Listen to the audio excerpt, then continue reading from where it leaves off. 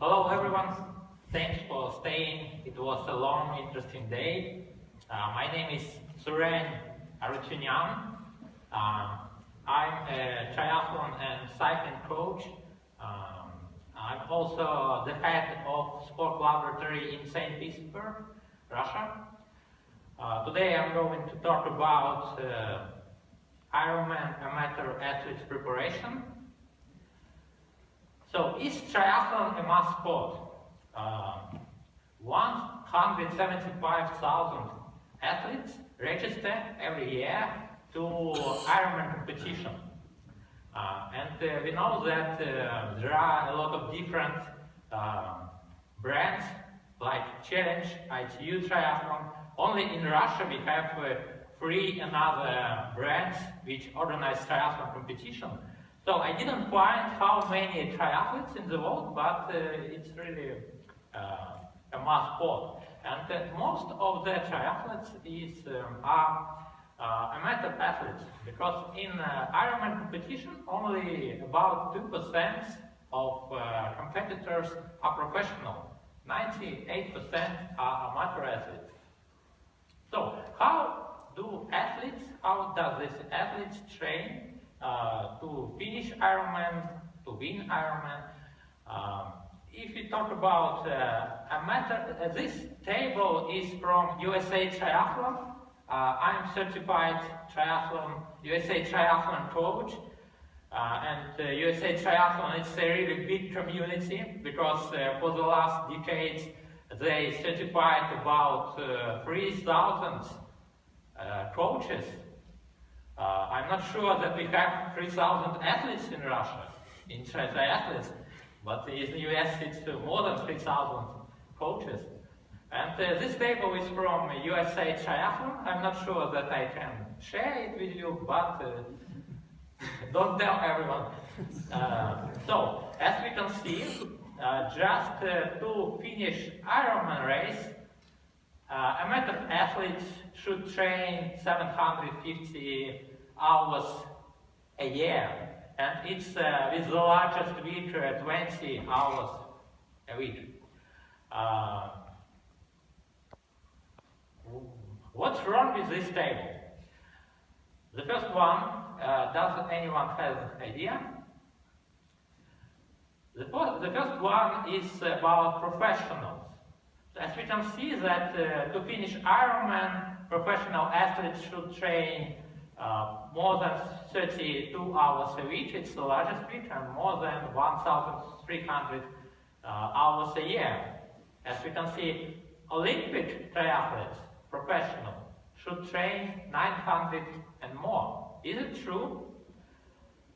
Because, for example, brothers Brownlee, one of them is 2 times Olympic champion, trains 35 hours a week.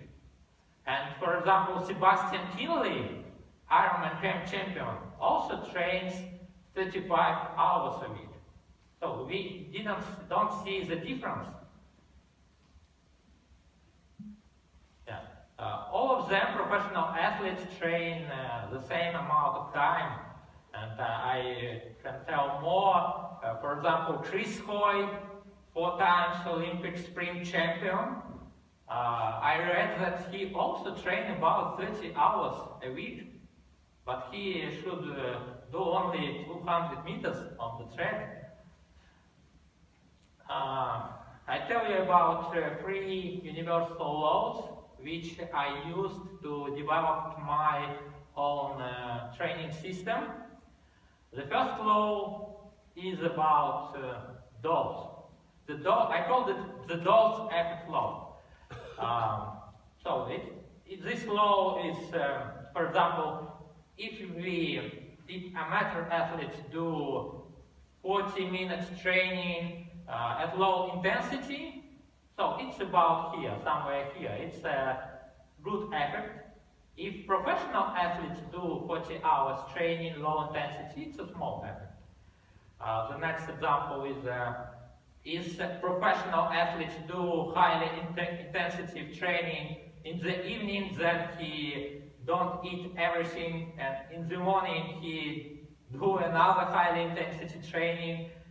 Probably for him, for some of them, for highly level athletes, it's optimal training, it's an optimum dose to go to a higher level. But what is it for amateur athletes? It's somewhere here, it's too much for him. The second law is about time. We do some training, some load, and after that, after the training, we need time for recovery. And if the intensity, if the duration is high, we need more time for recovery. And if we use high intensity training, probably supercompensation, we want to achieve supercompensation. The third law is about different stimulus. So each training load has the limits of its training effect. If we do the same work from week to week, we have improvement, but after a few period of time, we don't have improvement. So we need to change always our training system to achieve higher results. And what does the optimal dose depends on? The first one is the energy resources, glycogen store. Professional athletes has higher level glycogen stores than amateur athletes. That's why amateur athletes can't train the same volume as professional athletes. The second is the mental level. Professional athletes has more mental level. It's not a big stress for him to cycle 3 hours training. It's nothing. For amateur athletes, it's highest mental stress. The third one is daily stress. And it's highly important for amateur athletes because most of them have a full-time job and they have highly stress, more stress than professional athletes, and we should consider it when we train amateur athletes. The fourth one is tissue degradation, and we know that the professional athletes have more muscle resistance than amateur athletes. For example, if it's beginner, after 30 minutes running, the next few days he will feel pain in his legs. It's only about technique, but not only. It's also about tissue degradation. And recovery conditions. As Shona told us yesterday, importance about sleep. So it's a big difference between 6 hours sleep and 7 hours sleep. If amateur athletes do highly volume trainings, he doesn't have time to sleep 7-8 hours. Sometimes he reduces his sleep time just to do that volume, just to train 20 hours a week. It's also about nutrition, daily stress again. If athletes, after a hard work, after daily stress, once one of my athletes told me and said, it was a really hard day, I don't know what to do, today is high intensity training. I told him just 60 minutes low intensity training, don't do everything hard, because as we know from studies that if athletes is in stress, he doesn't have response to training, to high intensity training.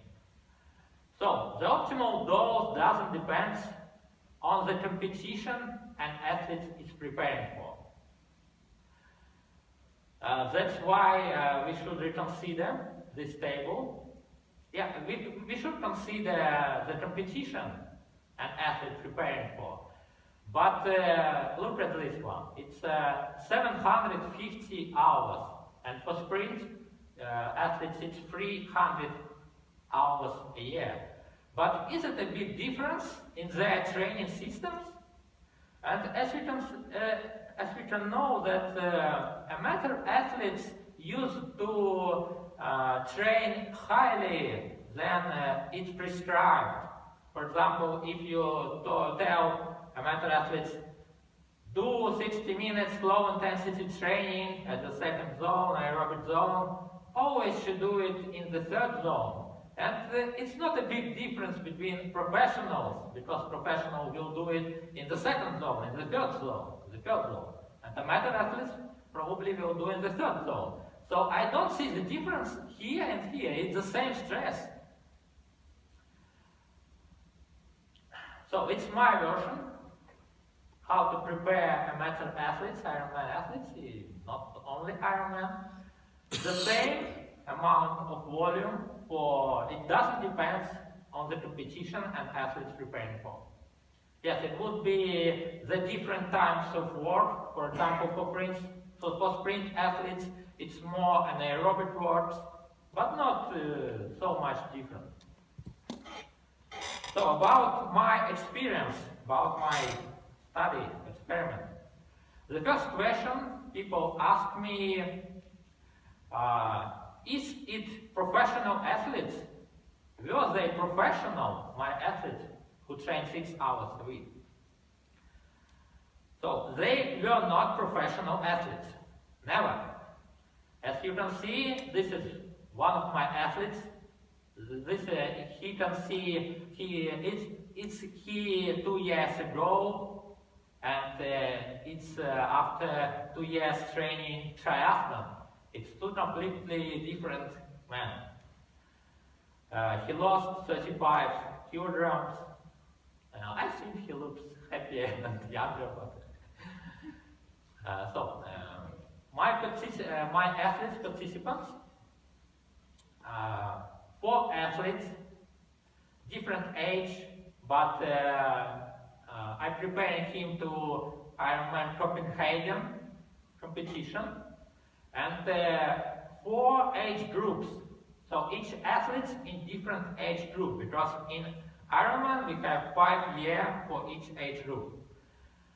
And all of them have had 1.5 years training experience before we start, and less than 6 hours a week. All of them has had full and have now full-time job, 40 hours a week, and all of them are married. So, method. We started at January 2016. Ironman Copenhagen will in August. Now it was in August 2016, so 8 months training. We used blurred periodization, and this type of periodization really helped me to decrease training volume, because most of triathletes, Ironman triathletes, use traditional periodization. And at traditional periodization, athletes should try to develop speed, strength, endurance, speed endurance, muscle endurance at the same period. It's really a lot of training to trying to develop different types, different stimulus. So focus was only on 2 abilities in each mesocycles.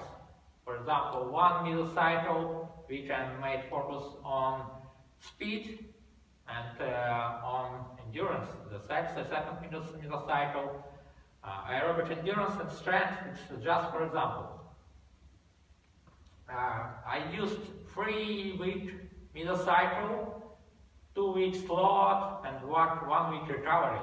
Sometimes it was 3 days recovery, because we say in Russia that the best recovery is change your routine, change your volume, change what you do. And if you always develop different skills, it's change in your life. So that's why I used 3 days recovery, and it was okay for athletes. 5-7 training sessions a week. Most of Ironman athletes do 10-12 training sessions. we did only 5-7. 2 interval training sessions a week, one for cycling, one for running. 2 long training sessions a week, long, 12 kilometers, 20 kilometers, for running, and 60 to 120 for cycling. And one strength workout a week. Swimming lives its own life. I mean that swimming has their own periodization, and it depends on the technique level of athletes. So if athletes have a bad technique, we should focus every minute cycle mostly on his technique. And 6-7 hours training a week average. So its results, training volume results, for the last 8 months before the Ironman, they did 6 hours 40 minutes training a week average. And for the last 2 months before the Ironman, they did 6 hours 50 minutes. So there is no big difference. Physiological test results, we did it in my laboratory. Test protocol, it was 10 minutes warm-up, steps 20 watts 2 minutes. For running it was 1 kilometers per hour for 2 minutes. And the method I used to detect aerobic threshold is ventilatory, you can see. It's a gas analyzer method. And the results. I didn't take results before we start in January, because it's not correctly to compare athletes in January and in July. It's always the different form. That's why I took the best result in 2015 and the best result in 2016 before the Ironman. So as you can see, for cycling it was plus 30 watt improvement average, and for running it was plus 24 seconds per kilometer at average. So, Ironman Copenhagen 2016 results. Artur, 26 years old. Finish time, 10 hours, 17 minutes, 59 seconds. He was 54th between 211, and it's top 25%. Maxime, 32 years old, finish time 14 hours, top 95%. There I should explain, he had injury in his lower back, and he was afraid of pushing through the limits. That's why it's not a good result for him. We expected more, but circumstances. Roman, 35 years old, finish time 9:55, top 12%, training only 6 hours, and this guy trained less than others. Well, some of them train 7 hours a week, but this guy has the lowest volume, only 6 hours and 12 minutes for the last 8 months, and less than 6 hours for the year. And Dmitry, 42 years old, top 43. Conclusions. Yeah, 6-7 hours training a week could be enough for preparing Ironman amateur athletes. Looking into the future, are 8 hours training a week enough for preparing Ironman champion? I mean, Ironman amateur and champion. That's what I'm trying to do now. I'm trying to change, and I changed my program. And how can we achieve that? that goal. What I told you what I changed in my training system to try to achieve that goal. So, highly focused training blocks. What I mean? If we focus on, for example, on more different sports, on more different abilities at one mesocycle, it's hard to reach a high level for each of them. That's why I try to, one mesocycle, I try to be focused only on cycling. And running goal was only maintain his level. And after 3 weeks, training focused only on cycling.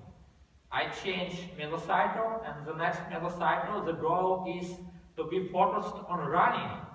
And we did a lot of running workouts, running trainings, and the goal for cycling was maintain cycling level he achieved for the last period. And for amateur athletes, it works. It works. I don't know how in professional athletes. Another one, low glycogen training. It also helps us to not train too much and have a lot of stress during the training and expect a lot of improvements. Blood flow restriction training. Why not? I tried this year. I don't have results, but let's see in the future.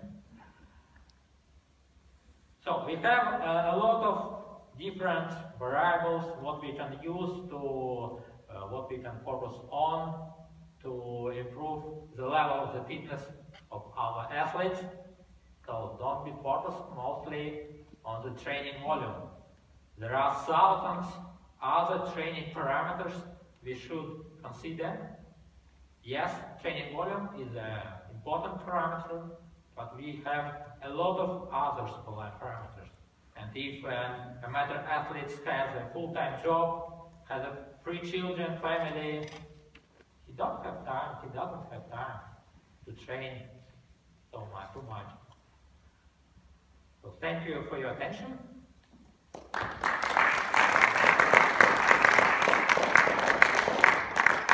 Thank you, Surya, for your presentation and to bring new training methods for us or your ideas. It's time for questions.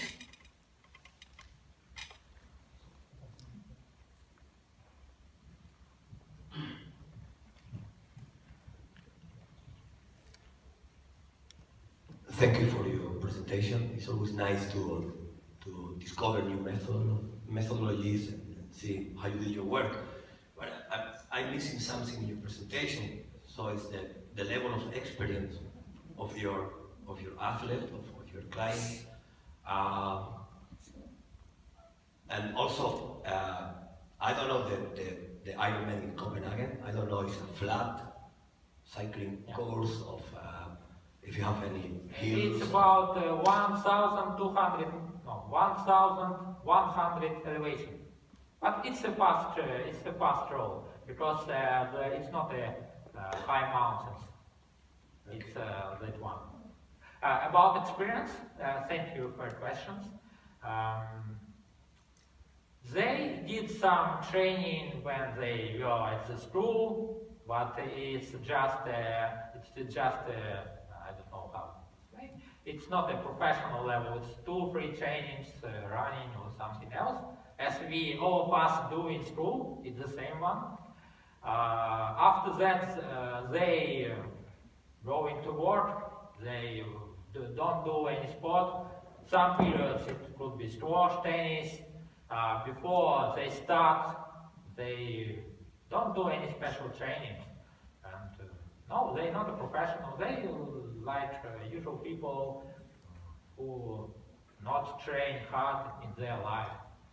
And it's really interesting, because if you have an aerobic base, as some coaches train, yes, you can train a small volume and have a good results. But if you never did big volume,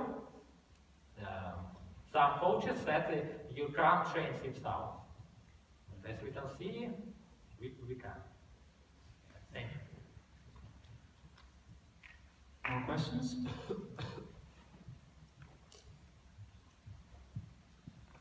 All right. Thank you very much. Because There's sorry, yeah. I didn't say you. Yeah. I'm sorry. Thank you for your presentation. The question I have, with how many athletes did you start this program? With 4 you finished or more, or are there some athletes that don't make? Do you mean all of my experience? Yeah. Oh, it's 7 athletes. Because I train not only amateur athletes, professional athletes, runners. Yes, all of them finished successfully. I mean, they got enjoy. They finished with a good time. I just gave example. It was interesting. Different age group, one race. That's why I presented this one.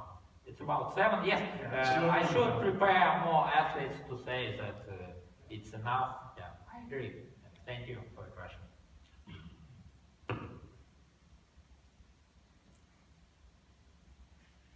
More questions?